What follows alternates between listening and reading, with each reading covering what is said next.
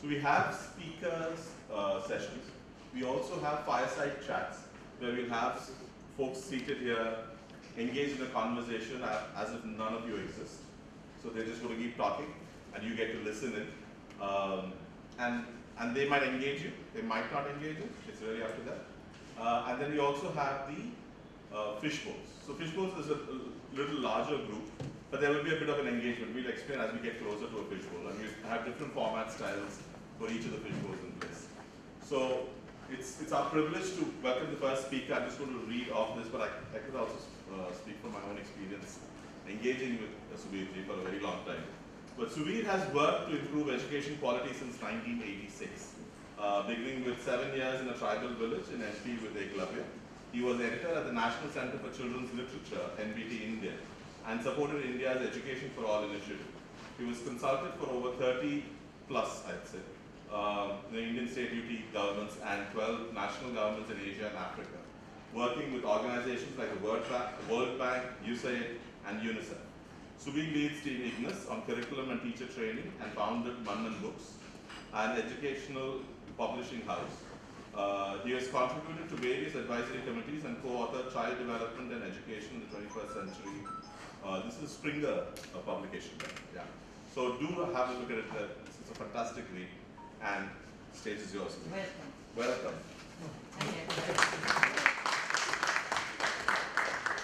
Mike million of India. If I had spoken and then got it, it would be better. So for being brave enough to speak. Are you phone call? I don't really ask you to turn off your mobile already, but if it brings you buy everyone chocolates. Very simple. All right, let's go for it. Okay, so we'll get into it right away.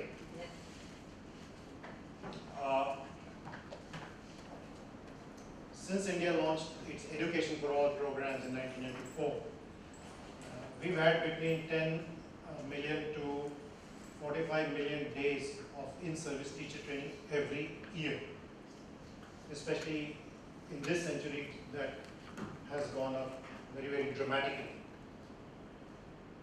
And I'm sure you know from your own experience too that we do quite a lot of things in training, but very little happens in the class. That is driven by some other force altogether. One of the problems is that training may be focusing on a world which teachers don't face at all. Training often expects teachers to teach all the children the same thing at the same time with the same method and same material and get the same results. You don't have to be an education person to know this is not going to happen. Your schools are relatively better resourced, but there are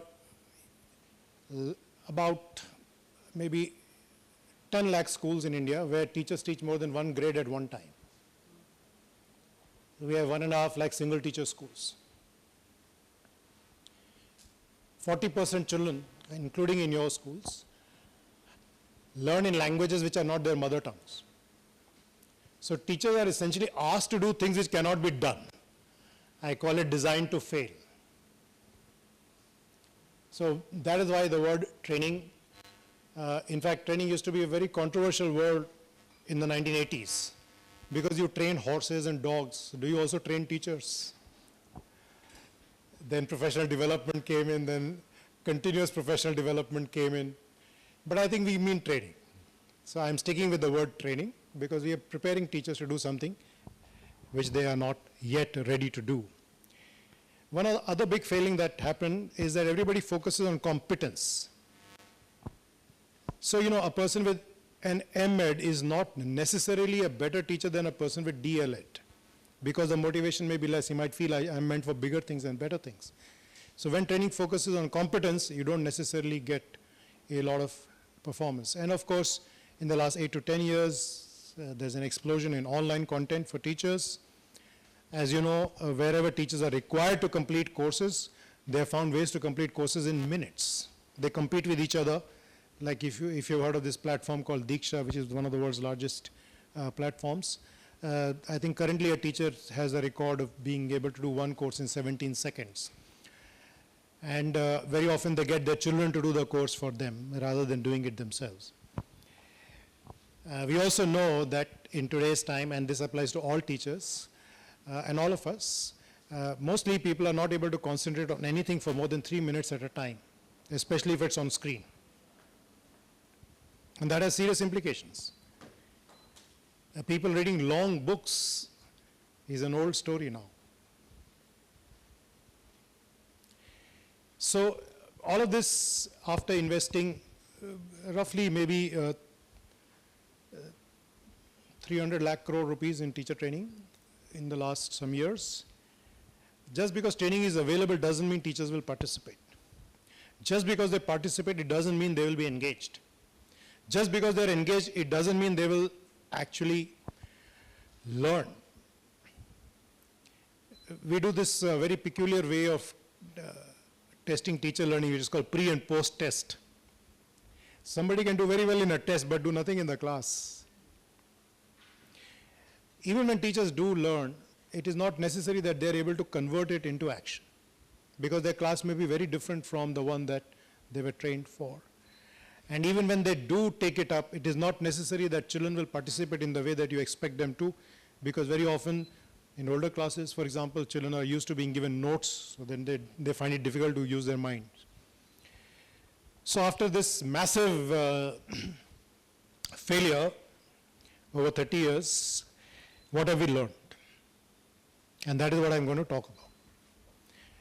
It's not as if we haven't learned anything or we haven't been successful. Successes are there, but they don't shine out as much. Firstly, the tendency is to think that training is about skills and understanding. It is not. It is a lot more than that. It is about changing. Changing as a person. The reason is that, and we now understand it better, that education quality is not about marks. It is about three things. It is about what is the nature of relationships in the classroom. Is it two-way? Do you feel comfortable? Do you feel valued? Do you feel happy in that class? Do you have a voice? Is your own knowledge and expertise made use of in the class? What is the nature of process? Do you get interesting, challenging, worthwhile, relevant things to do? Do you get opportunity to reflect, to apply? Is learning consolidated from time to time? And is there a focus on what is really vital and valuable to learn? So in mathematics, do you learn to take better decisions in daily life rather than just be very good at algorithms, which now a computer can do better than you? We just have to keep in mind that the teachers that we trained never themselves got the opportunity to go through something like this themselves. Then, of course, in the last decade or so, so many new things have got added. Social emotional learning, integration of subjects, experiential learning, which we don't know exactly what it is. Ongoing assessment. So there's one very peculiar thing about ongoing assessment, which we have to understand. When we do summative kind of assessment, then we are in power and we are in control, and we can say, if you don't do well in it, you fail, you haven't learned, you haven't done your work. But when I do ongoing assessment, I'm assessing myself. Did I do the right thing? So suddenly the power equation shifts, changes. It's very complicated. So now teachers are being trained to hold themselves accountable and not hold children accountable. We thought of school as a continuous thing. It will run every day. But when it is too hot, it closes. When it's too cold, it closes. When it's too rainy, too polluted, it closes. So then where is the school? The school is no more a physical space which runs every day. The school is now a distributed space, which is your home, your mind, your playground, your field, your digital space, and the physical space. So all of this, it requires you to change as a person, and most fundamentally to change your beliefs and assumptions by which you live.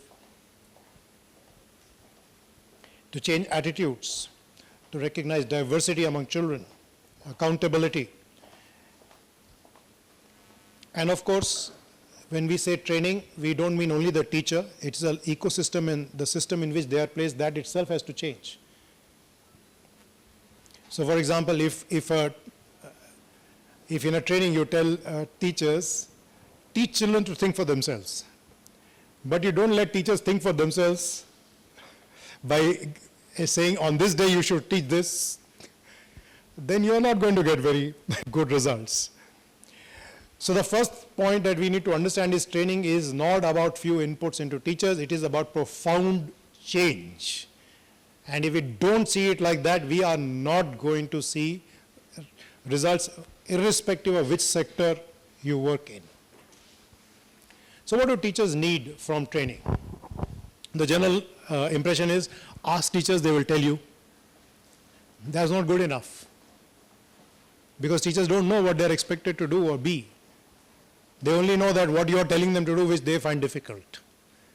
So in order to understand what teachers really need, you need to conceptualize exactly what teacher performance will be like, then see where teachers currently are and assess the gap in between. Because we do not have a good way to assess teacher performance, we are not seriously able to understand gaps in teachers and the needs that they have.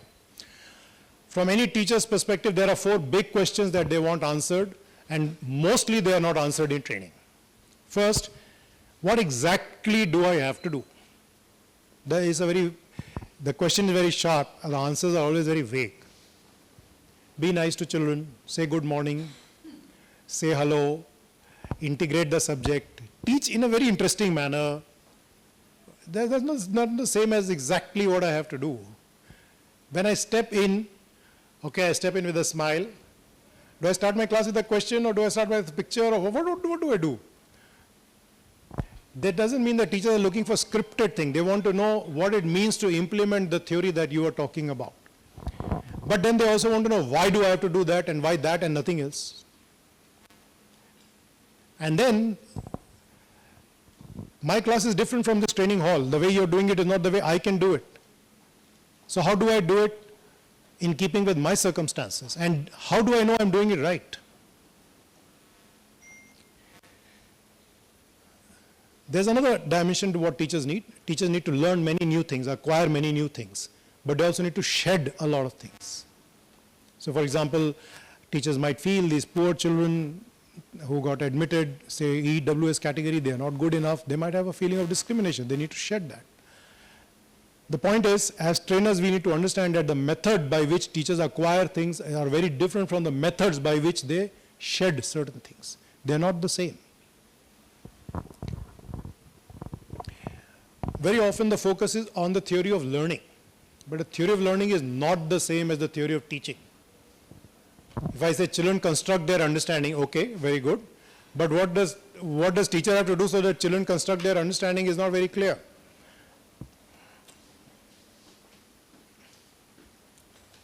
So now I come to the core of what I'm going to present. These are some very valuable lessons that we have paid for in this country. As I mentioned, we have paid lakhs of crores of rupees to learn these lessons. The first that you already know, what teachers have never experienced. For example, if a teacher has never experienced a person who has faith that she can learn, that teacher is not going to find it very difficult to develop faith that her children can learn. What do you think? Teachers are villains or victims?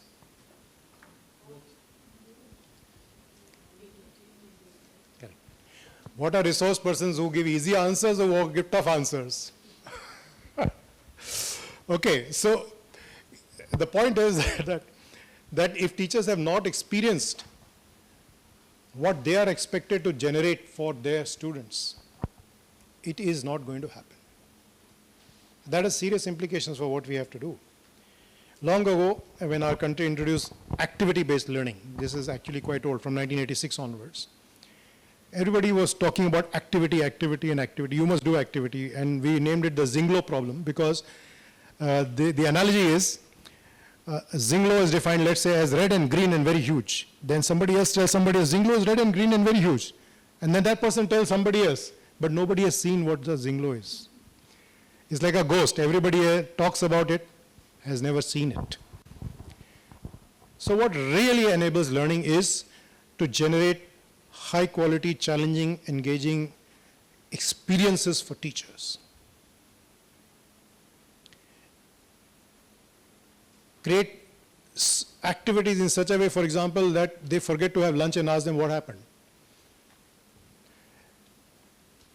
Make things easy. For example, in this room, are there more rectangles or circles? Suddenly you start looking around and you realize I didn't have to do much, but I can do so much out of it. But that's not enough. Get them to reflect. Why is this way of learning better? What makes it interesting or possible? And then how would you do it in your class? That's you go to apply it. And once they've given their articulation, to consolidate. Now the important part is this is a co-created understanding. And the cycle I've talked about here is experience, reflection, application, and consolidation. This is the most fundamental way in which teachers learn. They cannot learn without experience being generated. Experience that is not reflected upon does not lead to learning. If you do not apply it, you do not convert it into your class. And if it is not consolidated, it is not stored in your mind like a schema that can be applied when the time comes. At the same time, you need to address the ground realities that teachers face. You might have a fancy way of teaching physics, but they will say, but when the exam comes, I have to drop all of it. If you cannot connect with the situation they face, it is not going to be accepted. A very important part to know is any training program has 4 categories of objectives. SICA, skills, information, concepts, and attitudes. And the problem is that all of them are not learned in the same way. A skill is acquired by doing it again and again, so you have to create a reason for it to be done so many times. A concept is understood by having multiple examples from which you yourself draw out the commonalities, articulate it in your own words, and then you apply it. Information is learned only when it is really relevant. If you cannot establish the relevance, all the useful information is not going to be connected with. And lastly, attitudes do not change if they are not manifested anywhere, experienced by the participants, reflected upon, given the opportunity to practice those attitudes themselves and appreciated for it. One of the surprising findings we have is that a lot of time teachers changed only when we just started listening to them. I have a lot of data on this. For example, in a large study done in Tamil Nadu, for a program that was running in 34,000 schools, and about 3,000 schools were visited and asked. Many teachers said, actually, we do not care for this pedagogy, but we are doing it because we have been treated like human beings. The education minister, the secretary sat on the floor with teachers and said, we are not doing this because you have not done your work, but because we have not supported you. He said, because of that, we want to do it. We tried this out in Bangladesh. We designed listening workshops where officials had to ask teachers only 4 questions and couldn't say anything else from their side. The questions were, what do you do? What do you like doing? What do you find difficult? How can we make your life easier? Teachers refused to believe that they had come to ask these questions. It took a long time to break through and convince them that genuinely that was the case. But once teachers accepted it, at first they let out their steam and then they said everything that came to their hearts and head. But that is not the story. Once this interaction was over, officials could be heard saying that, oh, we thought you were just a teacher, but you're a human being. And the teacher said, we also thought, sir, you're only an official, but you're a human being. In 10 days' time, about 80% of the teachers who participated in this workshop were found to be doing new things in their classroom, which they had learned in earlier training but were not doing. This workshop was repeated 3 more times and got the same results. So maybe we don't need to provide teachers a lot of, we just need to do something different. Oh, okay. So I will simply show you the slides. And so there's the emotional dimension of learning, which really matters. Principles versus procedures is very important to talk about.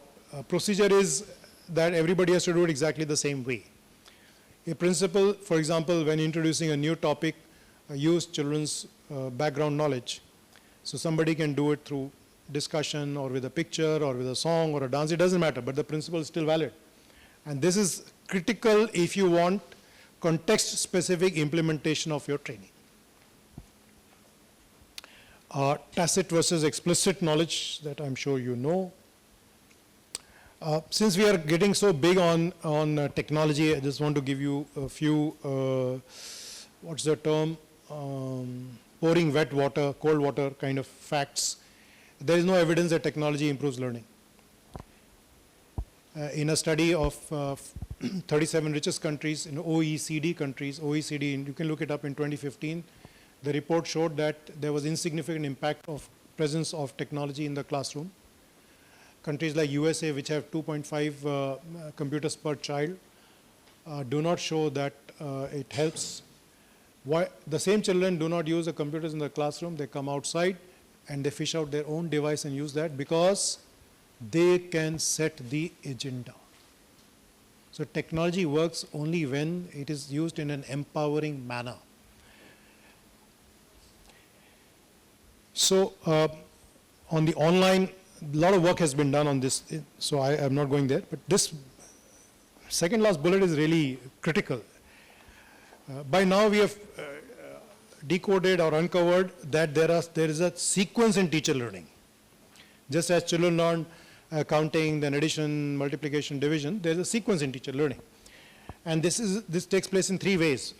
First is the easiest one to understand is in terms of skills. So it's easier to do oral skills, oral pedagogical skills. For example, oral activities. If I say what things can you see in this room which have the sound ka or pa in it, you'll immediately start looking at that. And but if I now want you to write something, I have to move around, give instruction. It's a little more complex. If I want you to use materials, I have to create groups, distribute material, even more complex. So that's one part of sequencing. Mostly teachers seem to be going through a cycle like this. They come in a state of disinterest because they come under compulsion, orders, majburi.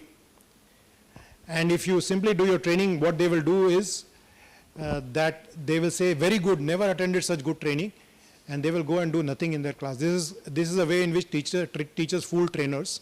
It's called PC, it means pindu chhadao, which is picha chhadao. They are very good at it. You need to do serious, genuine engagement. What is a bigger problem, teacher or a textbook, for example? And they will start arguing and disagreeing with you. That is a sign that the real person is coming out and speaking and not a social front. As long as there is only a social front, training is not really working. Then you change the environment, make it exciting, interesting, start doing things which they can do in their class. They'll go into a stage of doubt. This person is not as mad as we thought. And if it works, they will go into a stage of support. They want to try out in their class. Now we come to the nub of it. All this happens in 3 to 4 days. Any first training done less than 3 days is not going to work. Don't think this 1 hour, 2 hour, 1 day, 2 day stuff is of any use. It is not. The real change happens when teachers try things in the class. They will not succeed. And somebody supports them, handholds. That is the stage of empowerment that they start doing things on their own. So that is why you have to have a longer perspective.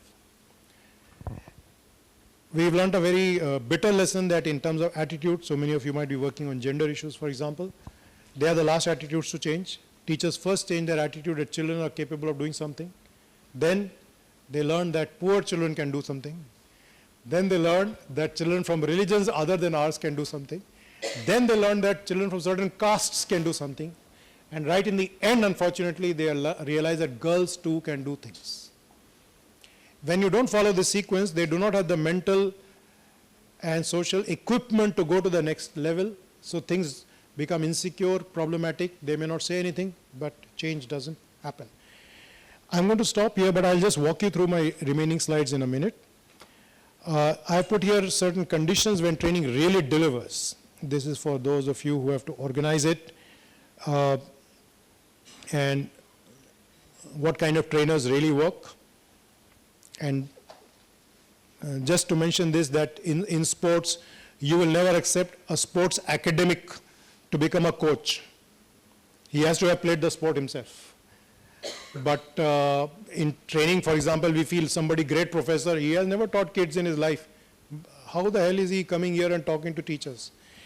So, and then trainers need enormous amount of training. So whenever we have the time, we'll go through that. And lastly, this point I just want to mention, because this, all of you will be struggling with this, even if you do it only in your own school, which is this: competence is different, which is the ability to do, from performance, which is what you actually do, which is different from effectiveness, which is what is the result of what you do. Do children actually learn? If you want to go from competence to performance, you cannot do it unless there are minimum enabling conditions. We can go into that later, but, and if when teachers do start performing, it is not as if children's